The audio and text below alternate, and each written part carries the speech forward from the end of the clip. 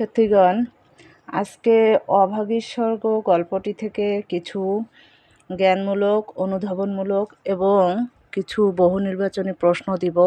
তো তোমরা ভিডিওটি দেখবে। আমি এর আগে অভাগীর স্বর্গ গল্পটি 5 পর্বে আলোচনা করেছি, যেহেতু গল্পটি অনেক বড়।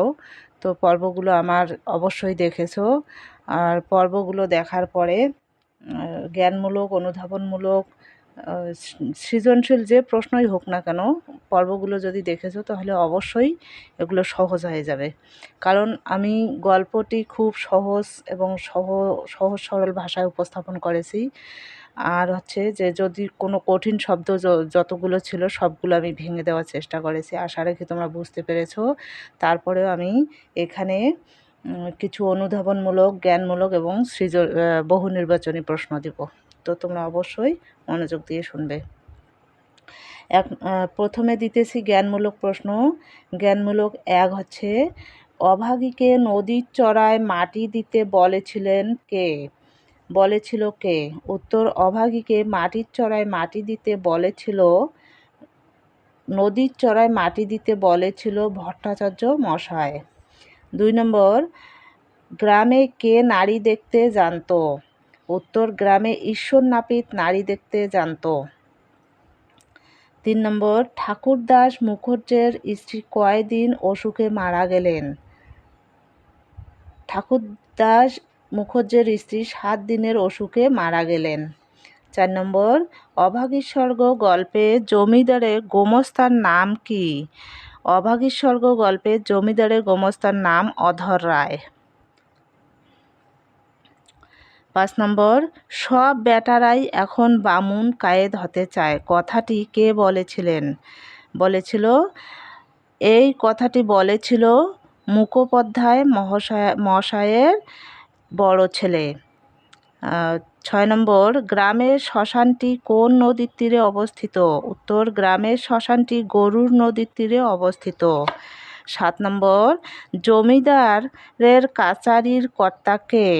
উত্তর, জমিদারের কাচারির কর্তার নাম অধর রায়। 8 নম্বর, কাঙালি কবিরাজকে কত টাকা প্রণামী দিয়েছিলেন? উত্তর, কাঙালি কবিরাজকে 1 টাকা প্রণামী দিয়েছিলেন। 9 নম্বর, কাঙালিকে জল পানির জন্য প্রতিদিন কয় পয়সা দেওয়া হতো? কাঙালিকে জল পানির জন্য প্রতিদিন 2 পয়সা দেওয়া হতো। 10 নম্বর, মাকে পোড়াবি? আচ্ছা, একটু দেখা গেল না, প্রশ্নটি আরেকবার পড়ি। 9 নম্বর, কাঙালিকে জল পানি দেওয়ার জন্য প্রতিদিন কয় পয়সা দেওয়া হতো? উত্তর, কাঙালিকে জল পানির জন্য প্রতিদিন 2 পয়সা দেওয়া হতো। 10 নম্বর, মাকে পোড়াবি তো গাছের দাম 5 টাকা আনগে, কে বলেছিল? উত্তর, কথাটি বলেছিল অধর। 11 নম্বর, অভাগীর স্বর্গ গল্পটি কোন গ্রন্থ থেকে সংকলিত হয়েছে? উত্তর, অভাগীর স্বর্গ গল্পটি সুকুমার সেন সম্পাদিত শরৎ সাহিত্য সমগ্র গ্রন্থের প্রথম খণ্ড থেকে সংকলিত হয়েছে। 12 নম্বর, অশন শব্দের অর্থ কী?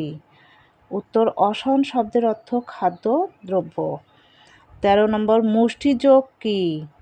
উত্তর, মুষ্টিযোগ হলো টোটকা চিকিৎসা। 14 নম্বর, দারোয়ান কাঙালিকে মারেনি কেন? দারোয়ান অশৌচ ভেবে কাঙালিকে মারেনি। কাঙালির ঘাঁটি বাধা দিয়ে, আরেকবার বলি 15 নম্বরটি, কাঙালি ঘটি বাধা দিয়ে কি করলো? উত্তর, কাঙালি ঘটি বাধা দিয়ে কবিরাজকে 1 টাকা প্রণামী দেয়। 16 নম্বর, চিতার ধোঁয়ায় কাঙালির মা কি দেখতে পেল? চিতার ধোঁয়ায় কাঙালির মা স্বর্গের রথ দেখতে পেল। 17 নম্বর, দারোয়ান কাকে মারতে গেল? উত্তর, দারোয়ান কাঙালিকে মারতে গেল। 18 নম্বর, মাকে বিশ্বাস করাই কার অভ্যাস? উত্তর, মাকে বিশ্বাস করাই কাঙালির অভ্যাস। 19 নম্বর, বৈকুণ্ঠের উইল শরৎচন্দ্রের কি জাতীয় গ্রন্থ? উত্তর, বৈকুণ্ঠের উইল শরৎচন্দ্রের উপন্যাস গ্রন্থ।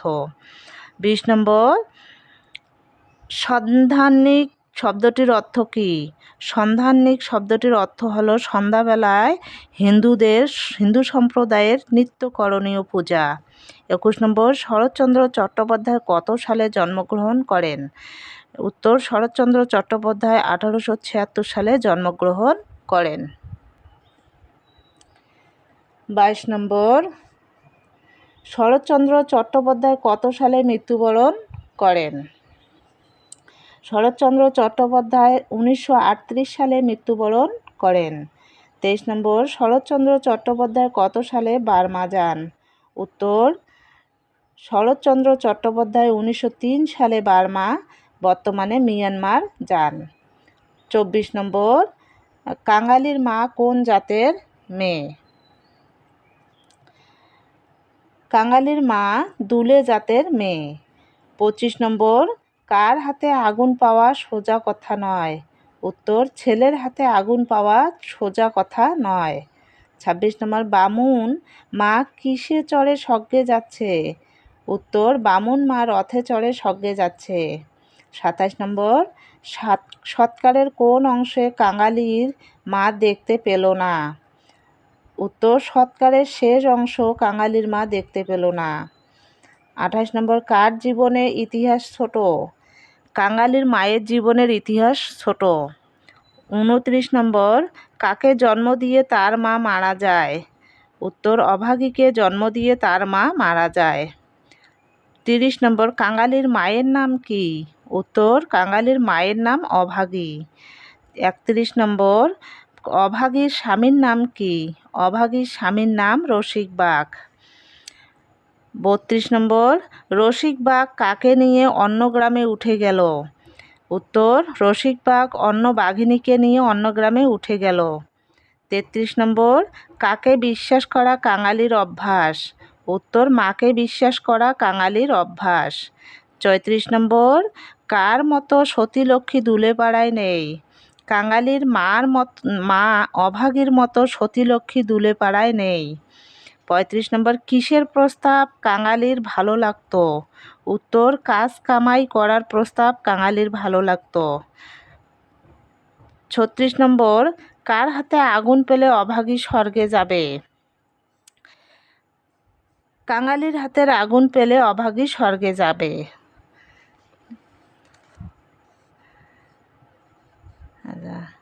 37 নম্বর, কাঙালি মায়ের জন্য কি বাধা দিয়েছে?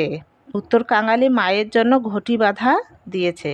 শিক্ষার্থীগণ, এগুলোই ছিল জ্ঞানমূলক প্রশ্ন। আমি এরপর দিতেছি অনুধাবনমূলক প্রশ্ন। প্রশ্ন, কাঙালির অসহায়ত্বের কারণ কি? উত্তর, কাঙালির অসহায়ত্বের প্রধান কারণ দারিদ্র্য এবং নিচু জাতের বলে সামাজিক বৈষম্য। অভাগীর স্বর্গ গল্পে কাঙালি দুলে পরিবারের ছেলে। সামন্ততান্ত্রিক সমাজে দুলে সর্বনিম্ন জাত। সমাজে বনেদি সম্প্রদায়ে দুলেদেরকে মানুষ বলে মনেই করে না। আর্থিকভাবে শোচনীয় এই সম্প্রদায়কে পদে পদে নির্যাতন, নিপীড়ন, তাচ্ছিল্য সহ্য করতে হয়। কাঙালিদের সংসারে নিত্য অভাব। তার মা কোনো রকমের সংসারে দুবেলা খাদ্যের সংস্থান করে। সেই মায়ের অসুস্থতা ও মৃত্যু, সর্বোপরি সামাজিক বৈষম্য কাঙালির জীবনকে অনিশ্চয়তা ও অসহায়ত্বের দিকে ঠেলে দিয়েছে। পরের প্রশ্ন, অধর রায় বারান্দায় গোবর জল দিতে বলেছিলেন কেন? উত্তর, অধর রায় বারান্দায় গোবর জল ছড়িয়ে দিতে বলার কারণ হলো নিচু জাতের সন্তান কাঙালি তার মায়ের মরা ছুঁয়ে এসে অধর রায়ের বারান্দায় দাঁড়িয়েছিল। কাঙালির মায়ের শেষ ইচ্ছা পূরণের জন্য মায়ের মৃত্যুর পর কাঠের ব্যবস্থা করতে জমিদারের কাছারি বাড়ি যায়। কাছারির বাড়ির কর্তা অধর রায়। কাঙালি তার কাছে তাদের বাড়ির আঙিনায় লাগানো বেলগাছটি কাটার অনুমতি চায় মাকে পোড়ানোর জন্য। এতে অধর রায় বিরক্ত হয়। বারান্দায় দাঁড়িয়ে থাকা কাঙালির নিচে নেমে দাঁড়াতে বলে এবং জাত জিজ্ঞাসা করে। অধর রায় ওর দাঁড়ানোর জায়গাটাতে গোবর জল ছড়িয়ে দিতে আদেশ দেয়। মূলত কাঙালি নিচু জাতের হওয়ায় এবং মরা ছুঁয়ে আসায় অধর রায় এ কথা বলেছেন। তারপরের প্রশ্ন, অভাগী কবিরাজের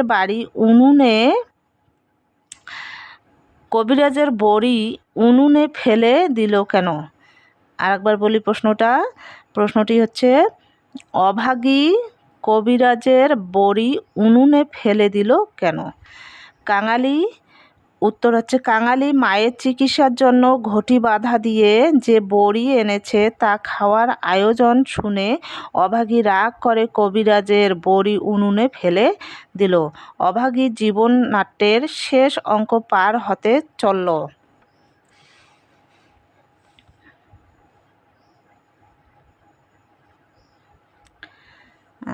পার হতে চলল।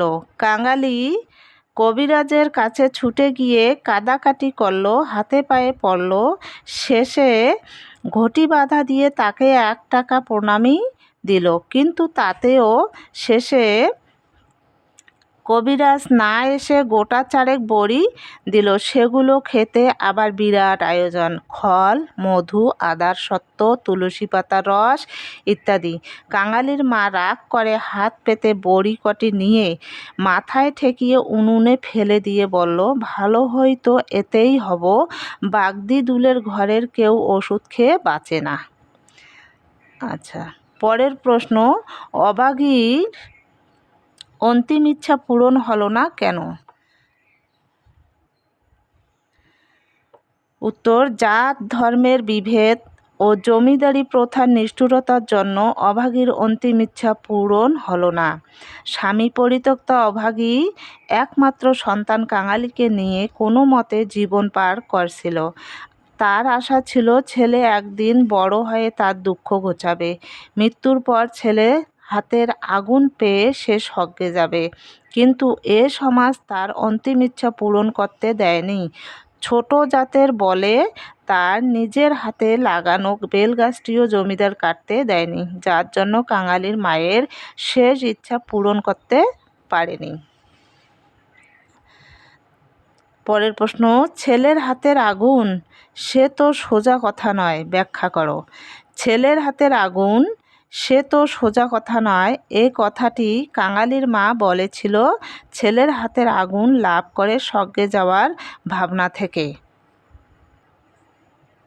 অভাগীর স্বর্গ গল্পটি অভাগীর সৎকারের বাসনাকে ঘিরে গড়ে উঠেছে। ধর্মভীরু কুসংস্কারাচ্ছন্ন নিচু জাতের মেয়ে অভাগী। সে ঠাকুরদাস মুখোপাধ্যায়ের স্ত্রী। সব যাত্রায় বহু কণ্ঠে হরিধ্বনির সঙ্গে পুত্রহস্তে মুখাগ্নি দেখে ভাবল ঠাকুরদাসের স্ত্রী স্বর্গে যাচ্ছেন। এজন্য সেও তার সৎকারের ছেলের হাতের আগুন প্রত্যাশা করল। তার ধারণা ছেলের হাতের আগুন পেলে সে স্বর্গে যাবে। সেজন্য সে ভেবেছে ছেলের হাতের আগুন পাওয়া সোজা কথা না, ভাগ্যের ব্যাপার। তারপরের প্রশ্ন, হিন্দুস্থানি দারোয়ান অশ্রাব্য গালি দিলে গায়ে হাত দিল না কেন? উত্তর, হিন্দুস্থানি দারোয়ান অশ্রাব্য গালি দিলেও গায়ে হাত দিল না অশৌচের ভয়ে।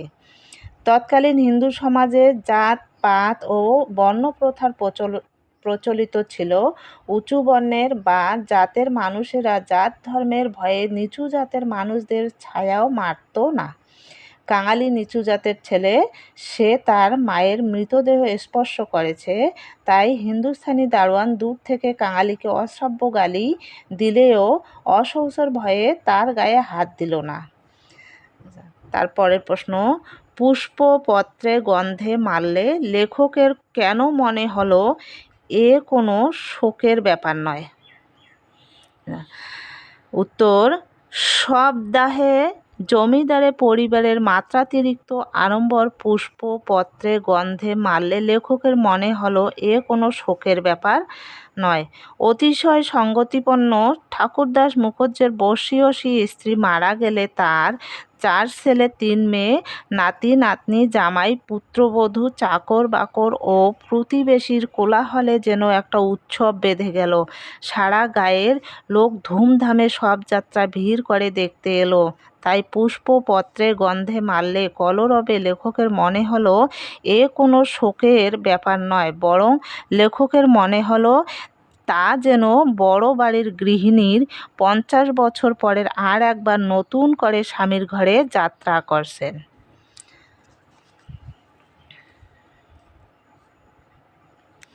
তারপরের প্রশ্ন, এই ছলনায় বহুদিন কাঙালির মা তাকে ফাঁকি দিয়ে আসিয়াছে। উক্তিটি বুঝিয়ে লেখো। উত্তর, না খেয়ে থেকে খিদে নেই বলে কাঙালির মা অনেক দিন তাকে ফাঁকি দিয়েছে। কাঙালি ও তার মায়ের অভাবের সংসার, ঠিকমতো খাবার জোটে না, তাই অনেক সময় ছেলেকে খাইয়ে মা না খেয়ে থাকে। কিন্তু কাঙালি জিজ্ঞাসা করলে বলেছে তার খিদে নেই, আসলে তো খাবার নেই বলে সে খাচ্ছে না। এভাবে খিদে না থাকার ছলনায় অনেক দিন সে কাঙালিকে ফাঁকি দিয়েছে। প্রশ্ন, অভাগীর মায়ের কিসে মনে হচ্ছিল ঠাকুরদাস মুখুজ্জের স্ত্রী স্বর্গে যাচ্ছে? উত্তর, কাঙালির মা দেখল যে ঠাকুরদাস মুখোপাধ্যায়ের স্ত্রী সবে যখন বহুকণ্ঠে হরিধ্বনির সঙ্গে পুত্রহস্তে আগুন লাভ করছে, তখন প্রশ্নোক্ত কথাটি সে মনে মনে বলেছিল। কাঙালির মায়ের মতে মৃত্যুর পর ছেলের হাতের আগুন অত্যন্ত পবিত্র। যে মা তা পায় সে অত্যন্ত ভাগ্যবতী, কারণ ছেলের হাতের আগুন পেলে সে স্বর্গে যায়। তাই যখন ঠাকুরদাস মুখোপাধ্যায়ের স্ত্রী চিতায় তার ছেলের আগুন দিচ্ছিল, তখন কাঙালির মায়ের অনুরূপ ভাবনাটি হয়েছিল। প্রশ্ন, রাখালের মা কাঙালির মাকে সতীলক্ষ্মী বলেছিল কেন? উত্তর, ছেড়ে যাওয়া স্বামীর প্রতি ভক্তি ও সন্তানকে আগলে রাখার দিক বিবেচনা করে রাখালের মা কাঙালির মাকে সতীলক্ষ্মী বলেছিল। কাঙালির মা অভাগী, পৃথিবীতে বড় অসহায়, মাতৃহারা অভাগীর বিয়ে হয় রসিক দুলের সঙ্গে, কিন্তু অভাগীর কপাল বেশি দিন সেই সুখ সয়নি। রসিক দুলে আরেকটি বিয়ে করে অন্য গ্রামে চলে যায়। তখন অনেকেই অভাগীর বিয়ে করার জন্য পরামর্শ দিয়েছিল, কিন্তু অভাগী স্বামী এবং একমাত্র সন্তানের কথা ভেবে দ্বিতীয়বার বিয়ে করেনি। দুঃখ দৈন্যে সে কাঙালিকে বুকে আগলে বড় করতে লাগলো। এ কারণে রাখালের মা কাঙালির মাকে সতীলক্ষ্মী বলেছিল।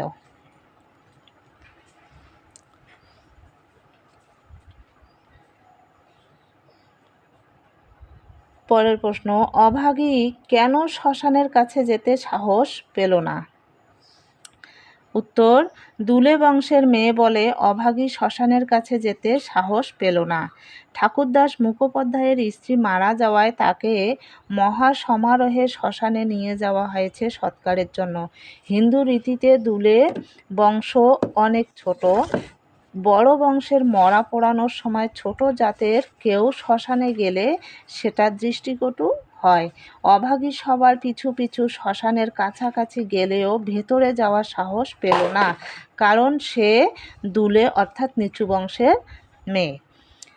পরের প্রশ্ন, অভাগীর বাবা কেন মেয়ের নাম অভাগী রাখল? উত্তর, অভাগীর যখন জন্ম হয় তখন তার মা মারা যায়। এ কারণেই রাগ করে বাবা তার মেয়ের নাম রাখল অভাগী। অভাগীর বাবার কাজ মাছ ধরা। দিনরাত সে মাছ ধরে জীবিকা নির্বাহ করে। যেদিন অভাগীর জন্ম হলো সেদিন আতুরেই অভাগীর মা মারা গেল। সদ্যোজাত শিশুর মা মারা যাওয়ায় দারুণ দুর্ভোগের নামান্তর। কারণ মাতৃস্নেহ ও মাতৃস্তন্য থেকে সে বঞ্চিত। তাছাড়া অভাগীর বাবা জীবিকা নির্বাহের একমাত্র পথ মাছ ধরার কাজে সারাদিন বাইরে থাকে, ফলে অভাগীর কপালে পিতৃস্নেহ বিশেষ জুটবে না। এ কারণে বাবা রাগ করে তার নাম রাখে অভাগী। তো শিক্ষার্থীগণ, এই ছিল অনুধাবনমূলক প্রশ্ন। আমি এরপরে কিছু বহু নির্বাচনী প্রশ্ন দিব। প্রশ্ন 1, অধর রায়ের গাছের দাম কয় টাকা আনতে বলে? 5 টাকা। অভাগীর স্বর্গ গল্পে গতিশীল চরিত্র কোনটি? কাঙালি। 3 নম্বর, অভাগীর স্বর্গ গল্পে কুঠির প্রাঙ্গণে কি গাছ আছে? বেল গাছ। 4 নম্বর, কাঙালিকে কে গলা ধাক্কা দিল? পাড়ে। 5 নম্বর, দাও বাবা দাও একটু পায়ের ধুলো, এ কথা কে বলেছিল? বিন্দির পিসি। সব ব্যাটারই এখন বামুন কায়েদ হতে চায়, বাক্যটিতে ফুটে উঠেছে উপহাস। 7 নম্বর, অভাগীর স্বর্গ গল্পে ঠাকুরদাস মুখার্জীর স্ত্রী কত দিনের জ্বরে মারা গিয়েছিল? 7 দিনের। 8 নম্বর, পারে বেটাকে গলা ধাক্কা দিয়ে বার করে দিত। অধর রায়ের এ উক্তিতে প্রকাশ পেয়েছে তাচ্ছিল্য। 9 নম্বর, অভাগীর স্বর্গ গল্পে জমিদারের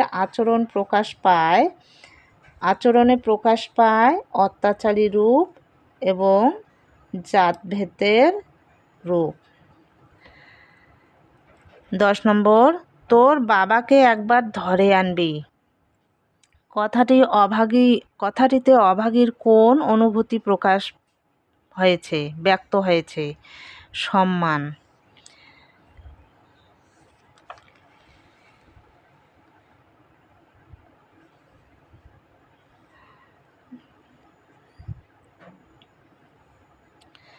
11 নম্বর, ঠাকুরদাস মুখার্জীর স্ত্রীর শবযাত্রা দূর থেকে কে সঙ্গী হলো?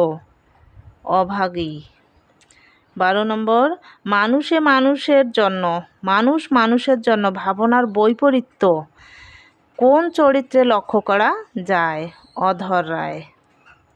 13 নম্বর, শরৎচন্দ্র চট্টোপাধ্যায় ভারতের কোন রাজ্যে জন্মগ্রহণ করেন?